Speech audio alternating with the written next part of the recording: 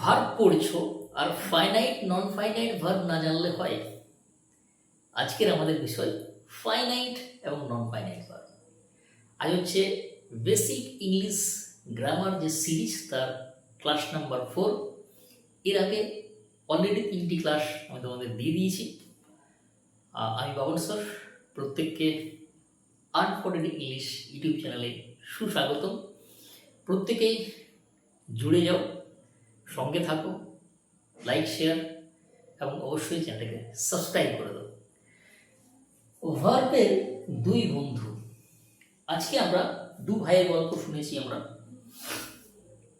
আজকে আমরা শিখব দুই বন্ধুর গল্প। আমরা গত ক্লাসে দুই ভাইয়ের গল্প শুনেছি, মেন ভার্ব, হেল্পিং ভার্ব, এগুলো আমরা ভার্বের গত ক্লাসে পেয়েছি। আজকে আমরা শিখব খুব ভালো দুজন বন্ধু। এই বন্ধুদের গল্প আমরা শুনব, যাদের গল্প না শুনলে, না জানলে ভার্ব কিন্তু অধরাই থেকে যাবে, অর্থাৎ ভার্বকে তুমি ছুঁতে পারবে না। ফলে ভার্বকে ভালো করে জানার জন্য, চেনার জন্য,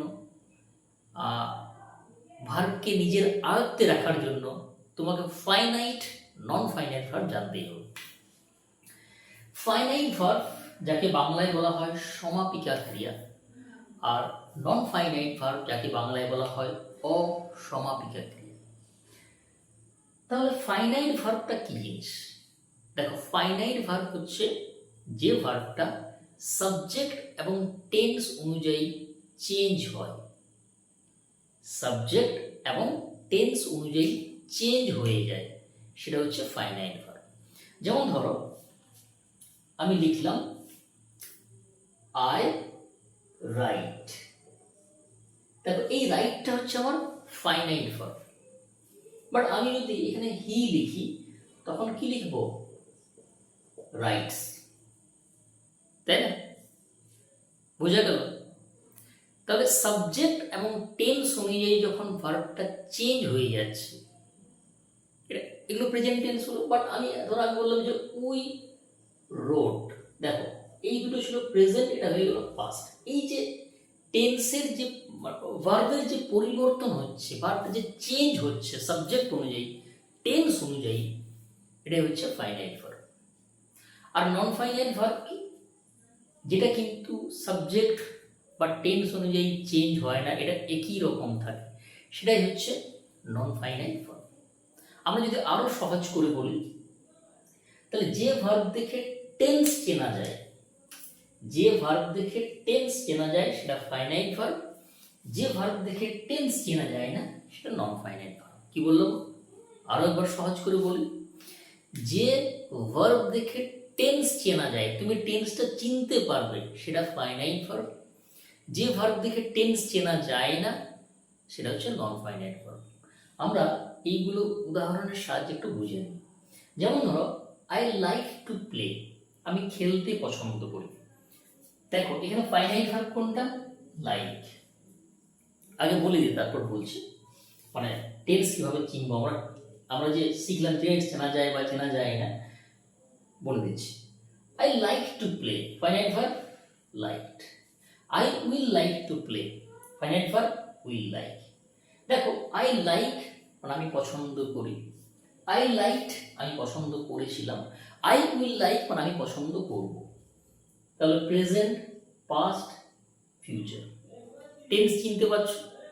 তাহলে টেন্স চিনতে পারছো মানে সেটা ফাইনাইট ভার্ব। বাট দেখো, এখানে to play, to play, to play, এই প্রেজেন্টও আছে, পাস্টও আছে, আবার ফিউচারও আছে। তুমি টেন্স চিনতে পারবে না, ঠিক আছে? এগুলো যদি আমি ঢাকিয়ে দিই, এলোমেলো করে দিই, তুমি কোনটা প্রেজেন্টে, কোনটা পাস্টে, কোনটা ফিউচারে চিনতে পারবে না। তাহলে যে ভার্ব দেখে টেন্স চেনা যায় সেটা ফাইনাইট ভার্ব, যে ভার্ব দেখে টেন্স চেনা যায় না সেটা নন ফাইনাইট ভার্ব। অর্থাৎ ফাইনাইট ভার্ব হচ্ছে সেন্টেন্সের হিরো, আসল হিরো হচ্ছে ফাইনাইট ভার্ব, যেটা সাবজেক্ট এবং টেন্স অনুযায়ী পরিবর্তন হয়। অর্থাৎ সাবজেক্ট বা টেন্স বদলালে ফাইনাইট ভার্বও কিন্তু বদলে যায়। এরপর চলে আসি নন ফাইনাইট ভার্ব। দেখো, নন ফাইনাইট ভার্ব হচ্ছে 3 রকমের নন ফাইনাইট ভার্ব আছে। মন দিয়ে বুঝবে, কিন্তু খুব গুরুত্বপূর্ণ, এগুলো জানতেই হবে। তুমি যে ক্লাসেই পড়ো না কেন, 5-এ 6-এ 7, 8, 9, 10, 11, 12 চাকরির পরীক্ষা দিচ্ছ, প্রত্যেককেই জানতে হবে। বা ইংরেজি শিখতে চাইছো, জানতে চাইছো, শিখতে চাইছো, দেখো শেখাটা খুব গুরুত্বপূর্ণ। আর যদি তুমি শিখতে পারো, পরীক্ষায় লিখতে পারবে, নাম্বারও পাবে। ঠিক আছে, তো আমরা শেখার দিকে গুরুত্ব দেবো, একদম বেসিক টু অ্যাডভান্স দিকে আমরা যাচ্ছি। এগুলো তোমাকে জানতেই হবে, না জানলে কিন্তু ভার্ব তোমার কাছে চিরকাল অধরাই থেকে যাবে, তুমি ধরতে পারবে না। ফলে এটাকে ধরার জন্য, কাছ থেকে চেনার জন্য, জানার জন্য ক্লাসগুলো, নিয়মিত ক্লাসগুলো করতে হবে। ঠিক আছে, দেখো ফাইনাইট ভার্ব আছে 3 রকমের। একটা হচ্ছে ইনফিনিটিভ, একটা হচ্ছে জিরান্ড, একটা হচ্ছে পার্টিসিপল। আমি খুব সহজ করে বুঝিয়ে দিচ্ছি, একবার যদি বুঝে যাও জীবনে ভুলবে না। দেখো ইনফিনিটিভ কি, জাস্ট মনে রাখবে 2 + V1, অর্থাৎ ভার্বের আগে 2 বা 2 এর পরে V1, সেটা হচ্ছে ইনফিনিটিভ। দেখো এখানে দেখো আই লাইক টু প্লে, আমি খেলতে পছন্দ করি, তাহলে এই যে টু প্লে এটা হচ্ছে ইনফিনিটিভ। যে যেমন ধরো 2 এর পরে যখন ভার্ব বসবে সেটা সবসময় V1 হবে। যেমন ধরো খেলতে, টু প্লে, যেতে, টু গো, ঘুমোতে, টু স্লিপ, লিখতে, টু রাইট, পড়তে, টু রিড। তাহলে 2 + V1 এটা হচ্ছে ইনফিনিটিভ। ক্লিয়ার? সেকেন্ড হচ্ছে জিরান্ড। জিরান্ড মানে কি, ভার্ব প্লাস আইএনজি, এটা কিন্তু নাউনের কাজ করে। কি বললাম?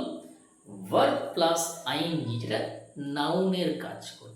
যেমন ধরো আমি একটা এক্সাম্পল দিই, বললাম যে reading is a good habit, পড়া একটা ভালো অভ্যাস। তাহলে এই যে রিডিং, এটা কিন্তু নন ফাইনাইট ভার্ব, এবং এটা এখানে একটা জিরান্ড। জিরান্ড মানে অ্যাকচুয়ালি দেখো রিডিংটা কিন্তু ভার্ব, কিন্তু এটা নাউনের কাজ করছে, এটা সাবজেক্টের কাজ করছে, ফলে এটা হয়ে গেল জিরান্ড। থার্ড হচ্ছে পার্টিসিপল, অর্থাৎ দেখো পার্টিসিপল আছে ভার্ব প্লাস আইএনজি এবং V3। আমরা গত ক্লাসে V3 পড়েছিলাম না, do, did, done, it, at, eaten, go, went, গান, রাইট, রোট, রিটেন। এই যে থার্ড ফর্মটা, সেটা হচ্ছে পার্টিসিপল, অর্থাৎ ভার্ব প্লাস আইএনজি এটা হচ্ছে প্রেজেন্ট পার্টিসিপল, আর V3 এটা হচ্ছে পাস্ট পার্টিসিপল, যেটা কিন্তু দুটোই অ্যাডজেক্টিভের কাজ করে। কিসের কাজ করে? অ্যাডজেক্টিভের কাজ করে।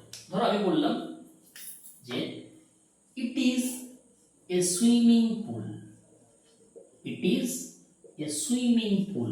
দেখো এখানে যে সুইমিং শব্দটা, এটা কিন্তু এখানে ভার্ব নয়, এটা কিন্তু এখানে পার্টিসিপল, অর্থাৎ ভার্বের সাথে আইএনজি যুক্ত হয়ে এটা কিন্তু অ্যাডজেক্টিভের কাজ করছে। পুল কি, নাউন, আর নাউনকে যে মডিফাই করে নাউন সম্পর্কে যে এক্সট্রা তথ্য দেয় তাকে অ্যাডজেক্টিভ বলা হয়।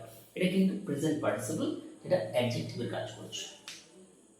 ধর আমি বললাম আরেকটা, যে don't sit on the broken chair, don't sit on the broken chair, অর্থাৎ ভাঙা চেয়ারে বসো না।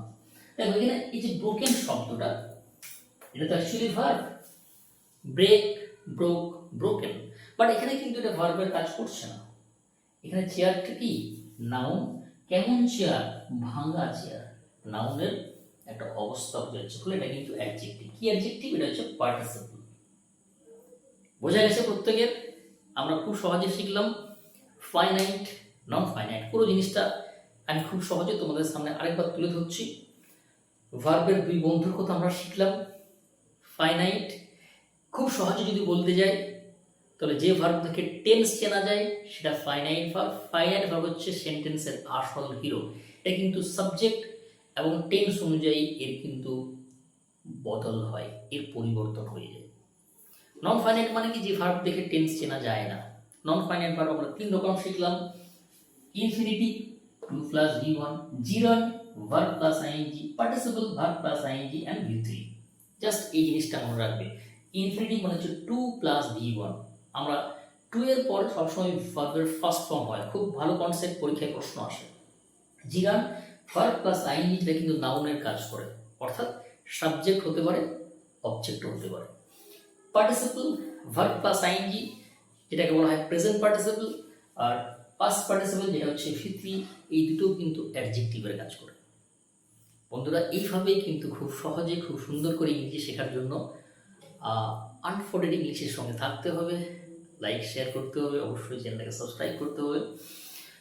তাহলে দেখা হচ্ছে পরবর্তী ক্লাসে, ক্লাস 5-এর নতুন আরেকটি টপিক নিয়ে, অর্থাৎ ভার্বেরই এখন সিরিজ চলবে আমাদের। এটা হলো ভার্বের 4th ক্লাস। এরপর আমরা ভার্বের ক্লাস নাম্বার 5টা দেবো, সঙ্গে থাকবে। ওকে, টাটা।